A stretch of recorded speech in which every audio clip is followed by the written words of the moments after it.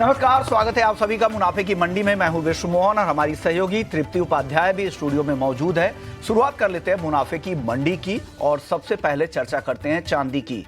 लेकिन अपने 3 मेहमानों से भी परिचय आपको करा देता हूं जो आज आपकी मदद करने वाले हैं। कमोडिटी मार्केट में आपको किस तरह से ट्रेड या इन्वेस्ट करना है आगे लंबी अवधि के लिए, इस पर राय देंगे 3 मेहमान। अनुज गुप्ता हैं, कमोडिटी एक्सपर्ट, जाने माने कमोडिटी एक्सपर्ट है। बिटूपन मजूमदार, लंबा अनुभव है, टेक्निकली बहुत साउंड है। दिव्या गगलानी है एक्सिस सिक्योरिटीज से। आप तीनों मेहमानों का बहुत बहुत शुक्रिया, आप लोगों ने वक्त निकाला हमारे दर्शकों को गाइड करने के लिए।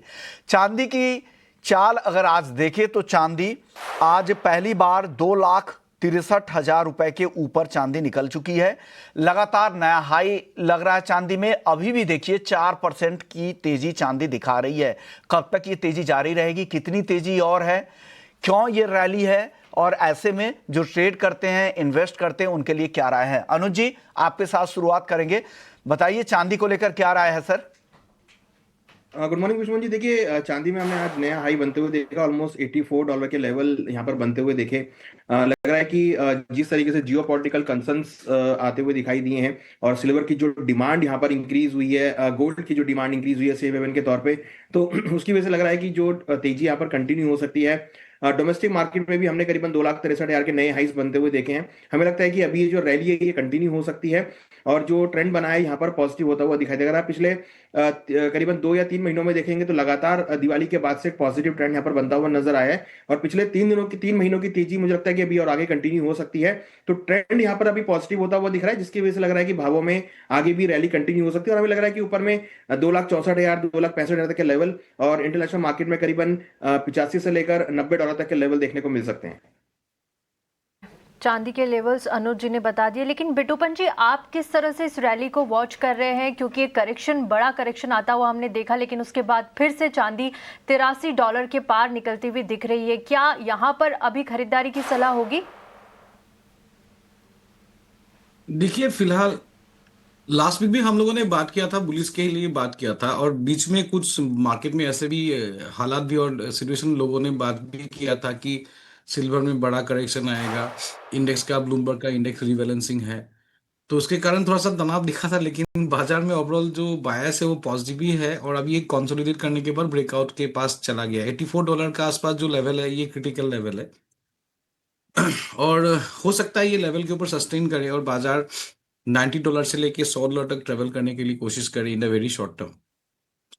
मेन 90 टू रीजन देखिए 100 आज सवेरे जी, 90 टू 100 की आपने बात की है। इसको अगर घरेलू बाजार में बताए तो कहां तक जा सकती है चांदी? घरेलू बाजार में विश्वमोहन जी मुझे लग रहा है 2,75,000 टू 2,80,000 तो short term very much possible है। और जो एडिशनल अभी यूएस में जो अभी रिफ्ट आया है डोनाल्ड ट्रंप और जो फेड के जो स्टेटमेंट आए थे और जो गोइंग फॉरवर्ड जो फेड के चेयरमैन चेंजेस होने वाले, लग रहा है कि रेट कट्स के पॉसिबिलिटी ज्यादा बढ़ जा रहा है।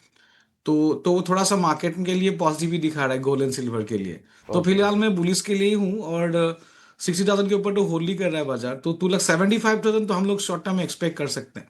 ओके, 2,75,000 शॉर्ट टर्म ही आपको दिख सकता है 2,75,000 रुपए का, यानी यहां से करीब करीब 12,000 रुपए से ज्यादा की तेजी विरूपन जी को लगती है। आप बताइए दिव्या, आप लोगों की राय क्या है चांदी में? चांदी में ओवरऑल बात करें तो ट्रेंड पॉजिटिव ही है। एक तरफ से जो इंडस्ट्रीज में उसका जो यूज होने वाला है तो एक्सपेक्टेड है कि डिमांड और भी बढ़ेगा इन 2026। टेक्निकली अभी काफी अच्छा अभी ब्रेकआउट हमें देखने मिला है प्राइस में। $80 के ऊपर अभी प्राइस सस्टेन हो रहे हैं। अगर आगे के 85 के ऊपर सस्टेन होते तो इसीलिए हमें कॉमेक्स में $90 के लेवल देखने मिल सकते हैं। एक्सपेक्टेशन है कि विद इन 2 to 3 months 2,80,000 के लेवल हमें देखने मिल सकते हैं आगे जाके। यहाँ पर आपने भी अपने लेवल्स बता दिए चांदी को लेकर, और अब सोने पर जाएंगे। देखिए, सोने की भी यहाँ पर ऐतिहासिक उड़ान एमसीएक्स पर 1,41,250 का नया रिकॉर्ड बनाया है। करीब 2,000 रुपये की मजबूती यहाँ पर नजर आ रही है। वहीं कॉमेक्स की बात करें तो यहाँ पर भी करीब 2% की तेजी के साथ $4,583 के पार सोना यहाँ पर निकल गया है। क्या रणनीति यहाँ पर बनाई जाए, क्योंकि फेड से रेट कट की उम्मीदें बढ़ गई है, साथ ही जिस तरह का जियोपॉलिटिकल टेंशन यहाँ पर लगातार बढ़ता हुआ नजर आ रहा है, फिर से लोग सोने की तरफ जा रहे हैं। क्या इन लेवल्स पर भी खरीदारी की राय होगी? अनुज जी, आप बताइए क्या राय होगी सोने पर? देखिए गोल्ड ने अगर आप देखेंगे तो नया हाई इंटरनेशनल मार्केट में बनाया है, करीबन $4601 के आसपास पॉजिटिव मोमेंटम बनाते हुए दिखाई दिया। और वहीं अगर हम डोमेस्टिक मार्केट की बात करें तो यहाँ पर भी हमने करीबन ऑलमोस्ट 1,41,000 के आसपास के लेवल्स आते हुए देखे हैं। तो मुझे लगता है कि गोल्ड में जो रैली है वो कंटिन्यू हो सकती है। सेफ हेवन डिमांड यहाँ पर आती हुई दिखाई दे रही है। इवन सेंट्रल बैंक्स की फ्रेश खरीदारी भी हमने पिछले 2 महीनों में काफी आती हुई देखी है। हमें लगता है कि गोल्ड में अभी और ट्रेंड यहाँ पर देखा सकता है, और एक्सपेक्ट कर रहे हैं कि ऊपर में 4650 डॉलर तक के लेवल देखने को मिल सकते हैं। तो चांसेस है कि गोल्ड में कोई भी डिप मिलता है तो वहाँ खरीदारी का ट्रेड लेना चाहिए। करीबन 1,40,000 के आसपास के डिप मिले तो खरीदारी का ट्रेड बनाना चाहिए। हमें लगता है कि ऊपर में 1,43,000 तक के लेवल यहाँ पर देखे जा सकते हैं। तो गोल्ड में ट्रेंड पॉजिटिव है, और जिस तरीके से सेफ डिमांड निकल कर आ रही है, लग रहा है कि गोल्ड में आगे भी तेजी कंटिन्यू हो सकती है। ठीक है, 1,43,000 तक के लेवल्स आप सोने में आके देख सकते हैं और आगे भी मोमेंटम इस तरह का जारी रहेगा। अनुज जी की राय होगी। बिट्टूपन जी, आपको क्या लगता है, क्या इन लेवल्स पर खरीदारी करके रखना चाहिए? आगे सोने में और बड़ी रैली बाकी है अभी आना? देखिए यहाँ पे तो खरीद सकते हैं, लेकिन क्या होता है स्टॉप लॉस बड़ा हो जाएगा मार्केट में। देखिए मेरे टारगेट्स भी 1,42,000 से 1,43,000 तक वेरी शॉर्ट टर्म में पॉसिबल है। हो सकता है दिन में कहीं पे थोड़ा सा साइडवेज रहे, लेकिन broad to overall trend positive ही है। आप भी देख रहे हैं कितने geopolitical tension starting of the year 2026 का अभी 12 तारीख है, उसमें से 5-6 तो बड़े इवेंट भी निकल गया है सामने। एक तो अभी लेटेस्ट तो यूएस के फेड के राउंड पे था, कुछ पहले वेनेजुएला में था, अभी ग्रीनलैंड के इश्यूज है, मिडिल ईस्ट में ईरान का भी इश्यूज है। और ये जिस तरह से सिनेरियो जियोपॉलिटिकल है, और रशिया यूक्रेन का भी नया डेवलपमेंट हो रहा है, और नए नए रेटोरिक्स भी आ रहा है, तारीफ का बात भी चल रहा है, एडिशनल 500% तारीफ, तो ग्लोबल ट्रेड में हो या करेंसीज में वोलेटिलिटी हो, पूरा पिकअप मोड में आ जाएगा। और ये भाव मुझे नहीं लग रहा है रुक जाएगा। हो सकता है कहीं ना कहीं छोटा मोटा डिप भी आ जाए, वो एक बड़ा सा इशू है कि जब वोलेटिलिटीज होता है तो डिप भी कभी बड़ा स्ट्रांग आ जाता है, लेकिन इसका मतलब ये नहीं कि आपका जो ट्रेंड है वो चेंज हो जाएगा। क्योंकि एक एक दिन में जब ये 2-3 हजार पॉइंट 4,000 पॉइंट चला जाता है कमोडिटीज में, तो कोई 500 1,000 1,500 पॉइंट का कभी डिप बड़ा कोई होता नहीं है। तो 1,42,000 से 43,000 का मुझे लग रहा है टारगेट है, और 38,400 के नीचे स्टॉप लॉस है। कोई डीप आने से मेरे हिसाब से लुक फॉर एक बाय, और मैं अभी भी बाइंग मोड में हूँ। और जिनका अभी भी होल्डिंग है तो remain to be hold. Physical में बहुत लोगों ने बेच भी दिया होगा, ऐसा भी बात निकला था कि गिर जाएगा।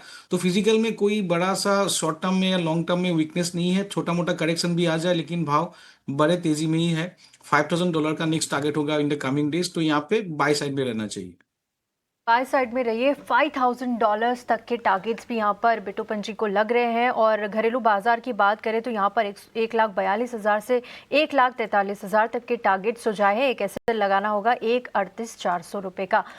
देवया, आपको क्या लगता है, तमाम ग्लोबल अनसर्टेनिटीज के बीच फिर से सेफ हेवन्स की डिमांड यहाँ पर बढ़ गई है, कौन से लेवल्स आप देख रहे हैं सोने के लिए यहाँ से?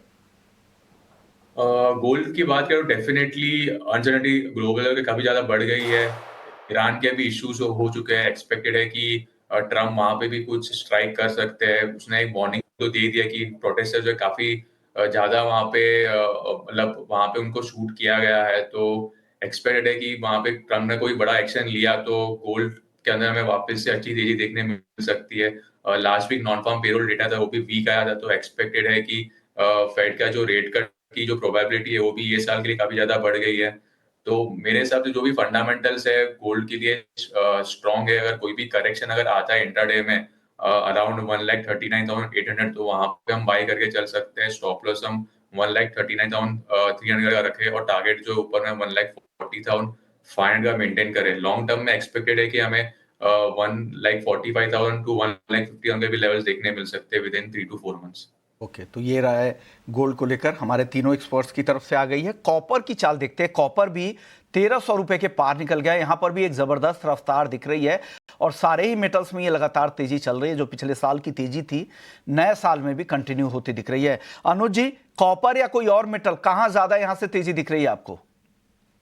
देखिए कॉपर में डेफिनेटली एक पॉजिटिव मोमेंटम यहाँ पे बना है। कॉपर ने ऑलमोस्ट, अगर आप देखेंगे अब अगेन जो है पॉजिटिव ट्रेंड यहाँ पर दिखाता हुआ नजर आया। इवन हमने लेड और निकल के अंदर भी अच्छी खासा मोमेंटम आते हुए देखा है, हमने जिंक में भी अच्छा मोमेंटम आते हुए देखा है। अब कहीं ना कहीं देखें तो कॉपर भी 1300 के लेवल के ऊपर आप सस्टेन करता हुआ नजर आ रहा। लास्ट टाइम हमने यूएस के डेटा देखे थे बिल्डिंग परमिट्स के, जो काफी पॉजिटिव थे। उससे लग रहा था कि कहीं ना कहीं इंडस्ट्रियल मेटल की डिमांड जो यहाँ पर बढ़ सकती है। अब वो डिमांड यहाँ पर कंटिन्यूस आती हुई दिखाई दे रही है। हमें लगता है कि जो सेंटीमेंट है बेस मेटल में वो पॉजिटिव रहेगा और यहाँ पे खरीदारी का ट्रेंड देखने को मिल सकता है। हमारा मानना है कि जल्दी ही कॉपर आपको 1315 1320 तक के लेवल दिखा सकता है। हालांकि हमने लेड के अंदर भी अच्छा मोमेंटम आते हुए देखा है। पिछले कुछ दिनों में लेड में भी अच्छा ट्रैक्शन आता हुआ दिखाई दिया, जो पहले पिछले साल लगाड़ था, बट इस साल स्टार्टिंग से इसमें अच्छा मोमेंटम आते हुए दिख रहा है। हमें लगता है कि लेड में भी अच्छा मोमेंटम है और ऊपर में 195 200 तक के लेवल लेड में भी देखे जा सकते हैं। तो लेड और कॉपर मुझे लगता है कि यहाँ पर ट्रेड में देखने को मिल सकते हैं। ठीक है, यहाँ पर कॉपर और लेड आपको पसंद आ रहा है। 1320 तक के लेवल्स यहाँ कॉपर में आते दिखेंगे। वहीं लेड की बात करें तो 200 तक के लेवल्स आप यहाँ पर आते हुए देख रहे हैं। दोनों ही कमोडिटीज बेस मेटल्स पर बुलिश नजरिया। बिटोपन जी, आपसे जानना चाहूंगी बेस मेटल्स में आपकी क्या रणनीति होगी? आज अच्छी तेजी यहाँ पर नजर आ रही है। कॉपर में देखिए करीब 2.25% का उछाल यहाँ पर दिख रहा है। लेड में अच्छी तेजी है, जिंक में करीब 1.25% से ज्यादा की तेजी है। कहाँ रणनीति बनाई जाए बेस मेटल्स में? देखिए, कॉपर में जो अनुज ने बताया था कि हाँ, ये बात सही है कि कॉपर में थोड़ा तेजी है, वोलेटिलिटी भी है, लेकिन स्टॉप लॉस बड़ा होगा। 1280 के नीचे अगर स्टॉप लॉस मेंटेन कर सकते हैं तो कॉपर में मेरे हिसाब से डिप्स में हो सकता है बाइंग। 1320 का सामने टारगेट दिख रहा है।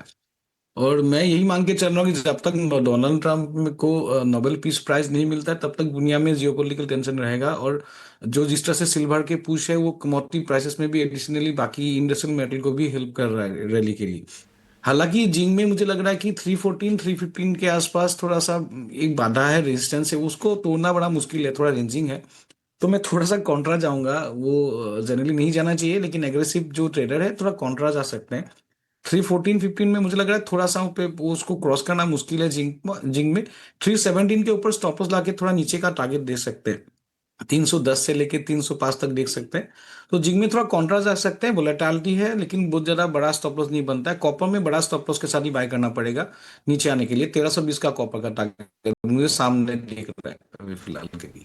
ठीक है, यहाँ पर आपने कॉपर के लिए टारगेट्स 1320 तक के लिए हैं, लेकिन जिंक में शॉर्ट करने की सलाह 314 के लेवल पर। टारगेट जोन 305 से 303 का और एक एसएल रहेगा 317 का। आपको क्या लगता है दिव्या जी, बेस मेटल्स में क्या रणनीति होना चाहिए? आपकी क्या पसंद रहेगी? बेस मेटल की मैं बात करूँ तो ओवरऑल कॉपर जो है one of the top pick है मेरा, कि नियर टर्म की अगर उसमें जो सप्लाई कंसर्न्स है तो वो प्राइस को लगातार सपोर्ट कर रहे हैं। और जिस हिसाब से ईवी कार्स की डिमांड बढ़ रही है तो ईवी कार्स में almost 4 times more copper use होता है as compare to the petrol car. तो जिससे जब डिमांड और बढ़ती जाएगी तो कॉपर का जो डिमांड है और बढ़ेगा आगे जाके। और साथ ही साथ जो रेट कट की जो बात कर रही है तो वो भी एक पॉजिटिव फैक्टर है कॉपर प्राइसेस के लिए। और चाइना के एंड से भी बयान आया हुआ है कि वो लोग अपने इकोनॉमी को सपोर्ट करने के लिए स्टिमुलस डिक्लेयर करने वाले हैं। तो सारे के सारे जो भी अभी फैक्टर्स है कॉपर के लिए काफी ज्यादा पॉजिटिव है। जब तक नियर टर्म में प्राइसेस 1230 के ऊपर सस्टेन कर रहे हैं तब तक मेरे हिसाब से 12 डिप्स का व्यू रखना चाहिए। अगर इंटरडे की मैं बात करूं तो अगर करेक्शन अगर आते हैं 1300 के करीब तो वहां पे हम बाय करके चल सकते हैं। स्टॉप लॉस हम 1294 का रखे और टारगेट ऊपर में 1310 का मेंटेन करें। दूसरी टॉपिक मेरी एल्यूमिनियम के अंदर रहेगी। एल्यूमिनियम में काफी स्ट्रॉन्ग ब्रेकआउट देखने मिला है और प्राइस के अंदर जो वॉलेटाइल मूव्स हमें देखने मिल रहे हैं जो कि एक इंडिकेशन है कि काफी बड़ी तेजी आगे के आ सकती है अगर प्राइस 300 के ऊपर सस्टेन रहे तो। इंट्राडे की मैं बात करूं तो अगर 315 के करीब आता है तो वहां पे हम बाय करें। स्टॉप लॉस हम 313 का रखें और टारगेट जो वो 318 का मेंटेन करें। ये राय आपकी तरफ से आ गई है। कॉपर और एल्युमिनियम दो आपकी टॉपिक है, लेवल्स स्क्रीन पर है, नोट कर लीजिएगा, स्टॉप लॉस का भी ध्यान रखिएगा। चलिए अब शुरू कर लेते हैं कि बजट से एग्री सेक्टर को क्या उम्मीदें हैं। आदित्य शेष हैं, एमडी हैं बीसीज फंड सर्विसेज के। बहुत बहुत शुक्रिया आदित्य जी, आपने वक्त निकाला। आदित्य जी के बारे में बता देता हूं कि ये तो बीसीज फंड सर्विसेज के एमडी और फाउंडर हैं ही, साथ ही ये मेंबर भी है गवर्नमेंट ऑफ इंडिया के जो एक्सपर्ट कमेटी है ENWRS, जो नेशनल वेयर हाउसिंग रिसीट्स होती है उसके भी ये मेंबर है, और गवर्नमेंट ऑफ इंडिया के जो एग्रीकल्चर एंड फार्मर वेलफेयर से रिलेटेड जो ये कमेटी बनी हुई है उसके मेंबर है। सर, आप ENWR को यहाँ पर अगर सपोर्ट कर रहे हैं तो किस तरह के बजटरी एलोकेशंस की यहाँ पे ज़रूरत है, कैसे इसको बढ़ावा दिया जा सकता है और कैसे इसके जरिए फाइनेंसिंग को मजबूती दी जा सकती है, इस पर आपकी राय क्या है? बजट से क्या उम्मीदें रखनी चाहिए? नमस्कार जी, आपको और आपके दर्शकों को मेरा हार्दिक धन्यवाद मैं देना चाहता हूं कि आपने इस शो पे मुझे बुलाया। ईएनडब्ल्यूआर पे काफी काम हो चुका है भारत सरकार का। भारत सरकार ने हमेशा इस पे जोर दिया है क्योंकि जहां लिक्विडिटी की प्रॉब्लम आती है वहां ईएनडब्ल्यूआर बहुत काम आता है। इसमें उन्होंने भंडारीकरण के लिए रेगुलेशन बना दिए, यानी कि वेयर हाउसिंग के लिए। इस पे इंटरेस्ट सबवेंशन का भी स्कीम काफी बन चुका है। 3% पे इंटरेस्ट सबवेंशन का काम हो चुका है और भी बैंकें दे रही है। मगर समस्या ये है कि अभी भी किसान को जो, क्योंकि उसके होल्डिंग्स जो होते हैं 2 हेक्टेयर के होते हैं तो बहुत बड़ी नहीं होती है, तो किसान को ये लगता है कि मैं जल्दी उपज को मंडी में लेके जाऊं, एमएसपी पे दे दूं या ट्रेडर को दे दूं। इसीलिए अभी तक उन्होंने भंडारीकरण को एकदम सीरियसली नहीं लिया है। मगर सरकार को जो करना चाहिए था सरकार ने उसको कर दिया है। सरकार ने ईएनडब्ल्यूआर को प्रचलित कर दिया है, उस पर और काम करना बाकी है, क्योंकि जब तक एक क्रिटिकल मास किसान नहीं आएंगे तब तक आपको ये दिखेगा नहीं। हालांकि आज के तारीख में भी ईएनडब्ल्यूआर के सामने क्रेडिट मिल रही है, प्लेडजिंग हो रहा है और विदाउट फिजिकल मूवमेंट आपका उपज जो है इसको हाथ और से हाथ सरकार ने अपना बदल काम जाता है। कर दिया, इसको बढ़ावा देने की जरूरत है। इसमें होता क्या है कि वेयर हाउसेस में आप अपने एग्री प्रोडक्ट्स को जमा करते हैं, उसके बदले में आपको रिसीट मिलती है और उस रिसीट के जरिए आप फाइनेंसिंग भी मुहैया करा सकते हैं, लोन भी आपको मिल सकता है। चलिए सर, ये तो खैर ऑनगोइंग प्रोसेस है, इसको लेकर जागरूकता भी बढ़ाने की जरूरत है और छोटे किसानों के भी इन्वॉल्वमेंट की जरूरत है, चाहे एफपीओज के जरिए हो। लेकिन सबसे बड़ा चैलेंज जो किसान के लिए होता है वो पोस्ट हार्वेस्ट मैनेजमेंट को लेकर होता है, स्टोरेज को लेकर होता है। क्या लग रहा है अभी भी इस फ्रंट पर काफी कुछ काम करने की जरूरत है? यहां पर इंफ्रास्ट्रक्चर की काफी ज्यादा कमी है, काफी लीकेजेस भी होती है। इस पर आपकी राय क्या है? बजट में ऐसा क्या हो कि इस फ्रंट पर सुधार हो? देखिए, पहले तो मैं सरकार को दाद देना चाहूंगा कि जीएसटी में उन्होंने कृषि क्षेत्र के लिए बहुत सारे जीएसटी रेट्स कम कर दिए हैं। ट्रैक्टर हो, ट्रैक्टर टायर हो या फिर अन्य चीजें हो, बायो पेस्टिसाइड्स के लिए भी उन्होंने कम कर दिया, बायो स्टिमुलेंट्स के लिए उन्होंने पॉलिसी निकाल दी है। और जहां तक इंफ्रास्ट्रक्चर की बात हम करें तो राष्ट्रीय किसान योजना आरएमकेवी के तहत और अन्य जो योजना है उनके हिसाब से उन्होंने इंफ्रास्ट्रक्चर के लिए उन्होंने एलोकेशन कर दिया है। माइक्रो वेयर हाउसेस के लिए उन्होंने कर दिया है, छोटे वेयर हाउसेस के लिए, कोल्ड स्टोरेज के लिए भी कर दिया है। मगर इन सबको, ये तो एक ऑनगोइंग प्रोसेस है, इस पे काम चलता रहेगा और इस पे और एजुकेशन की भी जरूरत पड़ेगी ताकि इसका जो पूरा जो फल हमें दिखने लगे। तो मैं तो समझता हूं कि ये जन भागीदारी का काम है, सिर्फ सरकार का काम नहीं है, लोगों को भी करना है। और मैं सरकार से यही आग्रह करूंगा कि इसके ऊपर आप जो एलोकेशन आपने बनाया है इसको आप बढ़ा के चलिए, धीरे धीरे इसके ऊपर वृद्धि करिए और इसके ऊपर लोगों का, किसानों के लिए बहुत इनको परीक्षा, अगर एजुकेशन भी देना पड़ता है तो प्रशिक्षण करें, यही इसका फोकस होना चाहिए। बिल्कुल सही कहा आपने। हालांकि ये लंबी बहस का मुद्दा है, लेकिन टीवी में हमारे पास लिमिटेशंस होती है सर, लेकिन आपने अपनी अहम बातें रखी। उम्मीद करते हैं कि आप किसानों को भी, क्योंकि आप इस कमेटी के मेंबर भी है, तो जागरूक करेंगे और उनको इसके फायदे भी समझाएंगे और इसका दायरा बढ़ाएंगे। उम्मीद करते हैं बजट उनके लिए बेहतर हो। शुक्रिया सर, बजट के बाद भी आपसे एक बार फिर से बातचीत जरूर होगी। चलिए आगे बढ़ते हैं और बात कर लेते हैं पाम मार्केट को लेकर। पाम मार्केट को लेकर काफी डेवलपमेंट हो रहे हैं और मलेशियाई पाम इंडस्ट्री की एक नई रिपोर्ट आई है। वो जो रिपोर्ट है वो किस तरह के ट्रेंड दर्शा रहे हैं, यही समझने की कोशिश करते हैं संदीप भान साहब से। सिंगापुर से जुड़ गए हमारे साथ, सीईओ हैं एसडी गुथरी के। एसडी गुथरी के बारे में बताऊं कि दुनिया की लीडिंग यहां पर पाम प्लांटेशन कंपनी है और उसके सिंगापुर डिवीजन के सीईओ हैं संदीप जी। संदीप जी, बहुत बहुत शुक्रिया, आपने वक्त निकाला सर, बहुत ही शॉर्ट नोटिस पर। सर, क्या ट्रेंड दिख रहे हैं पाम मार्केट को लेकर? आगे के हालात कैसे दिख रहे हैं? क्या रिपोर्ट है सर आपके पास? देखिए विश्वमोहन जी, जो एमपीओबी ने अभी थोड़ी देर पहले रिपोर्ट रिलीज करी, उस रिपोर्ट के अनुसार मलेशिया में 2025 में प्रोडक्शन 20 मिलियन पार हो गया। ये मलेशियन के इतिहास में पहली बार है जब प्रोडक्शन 20 मिलियन क्रॉस कर गया। उसके साथ ही एंड स्टॉक्स एज एट 31 दिसंबर मलेशिया में 3 मिलियन टन से ऊपर है। स्टॉक्स का पहले से ही मार्केट में ये न्यूज थी कि 3 मिलियन टन क्रॉस करेगा, प्रोडक्शन का भी हुआ था। तो जो भी रिपोर्ट आई है वो डिस्काउंटेड रिपोर्ट है। मार्केट में ये न्यूज ऑलरेडी पहले से ही सबको लग गया था, एसएनडी सब ने देखी थी, उससे ये डिस्काउंटेड हो गया था। अब बाजार में इसकी रिएक्शन क्या आती है? पाम आज सोयाबीन ऑयल के सामने बहुत सस्ता है नियर बाय में। जो मान के चले अगले जनवरी फरवरी मार्च शिपमेंट के सामने करीब करीब $90 के आसपास डिस्काउंट में है, जिसके चलते पाम को ये सपोर्ट मिल रहा है। सोयाबीन ऑयल $90 एक्सपेंसिव है, सनफ्लावर ऑयल तो और भी ज्यादा महंगा है। तो पूरी दुनिया को अभी सबसे चीपेस्ट ऑयल पाम नजर आ रहा है। अब पाम डिपेंड करता है प्योरली सॉफ्ट ऑयल्स की प्राइसेस पे, कैसा वो मार्केट चलेगा। अगर वो मार्केट ऊपर जाएगा पाम को सपोर्ट मिलेगा। तो पाम के मार्केट का सर, तो प्राइस को लेकर आपको क्या लग रहा है, किस तरफ प्राइस आप जाते देख रहे हैं? आपने ये तो बता दिया कि सॉफ्ट ऑयल के हिसाब से भी यहां पर ट्रेंड दिख रहा है, लेकिन जो प्रोडक्शन के नंबर आप बता रहे हैं, हालांकि ऑलरेडी ये प्राइस्ड इन है, उसके अलावा अगर आपको 3 महीने का मैं आउटलुक पूछूं तो प्राइस किस तरफ जाते देख रहे हैं पाम को लेकर? देखिए, अगर पाम के खुद के फंडामेंटल्स पे देखें तो पाम के खुद के फंडामेंटल्स पे थोड़ा सा पाम के ऊपर प्रेशर है, पर जो ये सपोर्ट अभी सोयाबीन ऑयल से मिल रहा है, अगर सोयाबीन ऑयल बढ़ता जाएगा तो पाम को ये 4000 के आसपास सपोर्ट मिलता जाएगा फिर। और दूसरा बड़ा मेजर फैक्टर है इंडिया। इंडिया से बाइंग अच्छी आ रही है, कंटिन्यूसली ले रहा है इंडिया को सोयाबीन ऑयल के सामने आज पाम बढ़, वो भी एक फैक्टर थोड़ा सा। हाँ, क्योंकि हमारे पास अभी 3 मिलियन टन का स्टॉक है, इसलिए कोई ज्यादा भागेगा बाजार ऐसा दिख नहीं रहा है। भागने की उम्मीद नहीं सर। जिस तरह के जियो पॉलिटिकल कंसर्न डेवलप हो रहे हैं, लगातार तनाव जारी है, चीन जापान हो, चीन ताइवान हो, ईरान के साथ तो मेजर दिक्कतें यहाँ पे चल रही है, तनातनी जिस तरह की बढ़ गई, इंटरनल प्रोटेस्ट हो रहा है, तो क्या ग्लोबल डिमांड पर भी इसका असर हो सकता है? और उसका असर आप खाने के तेल के मार्केट पर कैसे देख रहे हैं? देखिए, मैं उसी अगला पॉइंट मेरा वही था कि अब ये जियो पॉलिटिक्स का भी बहुत बड़ा इम्पैक्ट रहेगा। जो इसका इम्पैक्ट मेजरली क्रूड ऑयल पे रहेगा। अगर क्रूड ऑयल बढ़ गया तो पाम ऑयल के बायोफ्यूल में थोड़ा सा उसको सपोर्ट मिलता है, उसके चलते पाम को भी सपोर्ट मिलेगा। कुल मिला के अभी देखिए, पाम आज की तारीख में सबसे चीपेस्ट ऑयल है, सबसे सस्ता तेल है। कुछ भी कहीं पे भी दुनिया में हो, सबसे भाग के सबसे पहले अगर कोई लेगा तो पाम लेगा, क्योंकि पाम सस्ता है।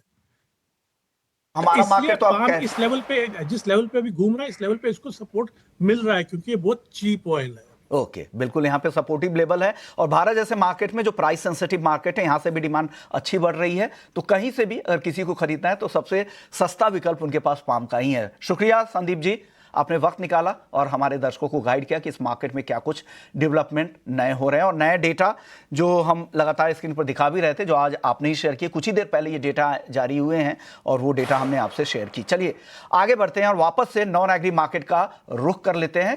जियोपॉलिटिकल कंसर्न की हम बात कर रहे थे पाम मार्केट को लेकर, तो सबसे ज्यादा असर सोने चांदी के बाद क्रूड पर होता है। अनु जी बताइए, क्रूड की चाल कैसी दिख रही है? इस कंसर्न से सप्लाई को लेकर वापस से रिस्क बढ़े हैं, क्या क्रूड को सपोर्ट मिल सकता है? आपकी राय क्रूड को लेकर?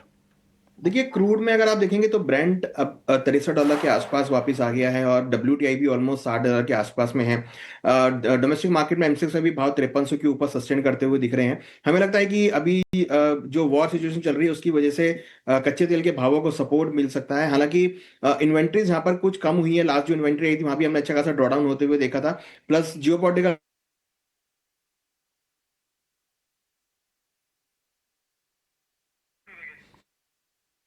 जी जी बिल्कुल, कुछ $60 टेक्निकल। और WTI में करीबन 60 से लेकर $62 के लेवल देखने को मिल सकते हैं।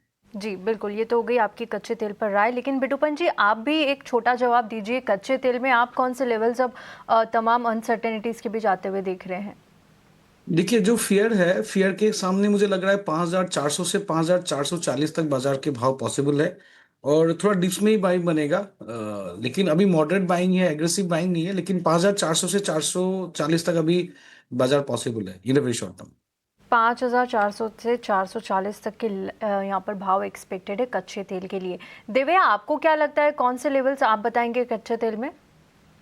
कच्चे तेल की बात करूँ तो ईरान का जो कंसर्न है वो प्राइस सपोर्ट दे सकता है। साथ ही साथ कंज्यूमर सेंटीमेंट का जो डेटा आया था लास्ट वीक में, उससे एक इंडिकेशन है कि डिमांड जो है और भी बढ़ सकता है आगे जाके।